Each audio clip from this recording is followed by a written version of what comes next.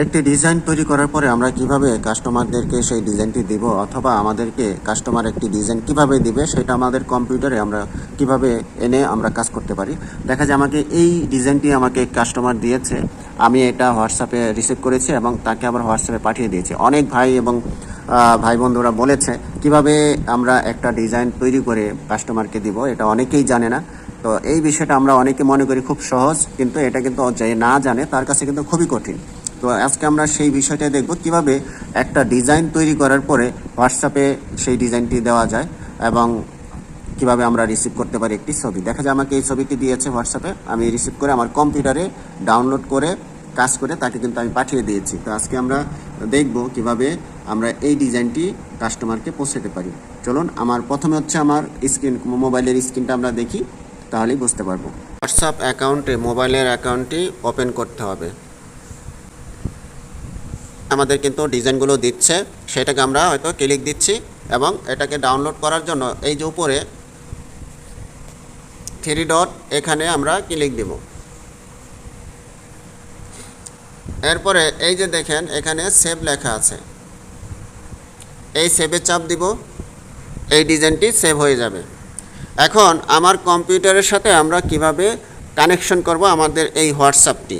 তো আমাদের এই পিছনে চলে আসব, আসার পরে এই যে উপরে দেখেন এই যে এখানে 3 ডট আছে, এখানে আমরা টাচ করব।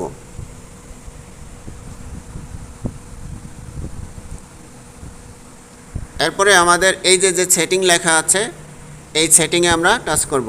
এখানে স্ক্যান, এটাই আমরা টাচ করব। এরপরে এইরকম যখন আসবে আমাদের এই পাশে যে স্ক্যান কোড, এটাই টাচ করব। এখন আমাদের মোবাইলের ক্যামেরাটা চালু হয়ে যাবে। আমাদের এখানে এসে আমাদের গুগলে আমরা লিখব হোয়াটসঅ্যাপ ওয়েব। গুগলে আমরা হোয়াটসঅ্যাপ ওয়েব লিখব। কম্পিউটারে মোবাইল থেকে যখন এরকম স্ক্যানার ওপেন হয়ে যাবে, এখানে হোয়াটসঅ্যাপ ওয়েব লেখার পরে এইরকম একটা অংশ আসবে এবং এখানে স্ক্যান করার কোড আসবে। দেখুন, এখন আমরা কন্টিনিউ দিব।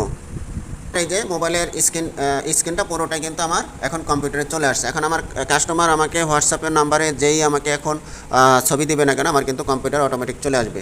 তো এইভাবে করে আমরা কিন্তু আমাদের কাস্টমারদেরকে অ্যাড করে নিতে পারি। এবং আপনি যখন ডিজাইনটা করে দিবেন, ডিজাইনটা হয়ে যাবে, তখন এই যে প্লাস চিহ্ন, এই প্লাসে যে আমরা ক্লিক দেব, এই যে ডকুমেন্ট, আপনি ডকুমেন্ট পাঠাচ্ছেন, এই ডকুমেন্ট ক্লিক দেবেন।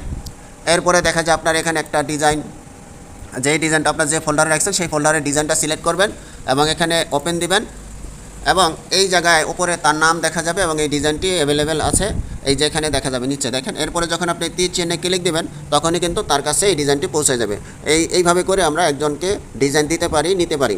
তো এই বিষয়টা যদি আপনার কাছে একটু ভালো লেগে থাকে, অবশ্যই আরেকজনকে দেখার সুযোগ করে দেবেন কিভাবে একটা ডিজাইন হোয়াটসঅ্যাপে নিতে হয় অথবা তৈরি করার পরে সেই ডিজাইনটি আবার তাকে ফেরত দিতে হয়। ধন্যবাদ।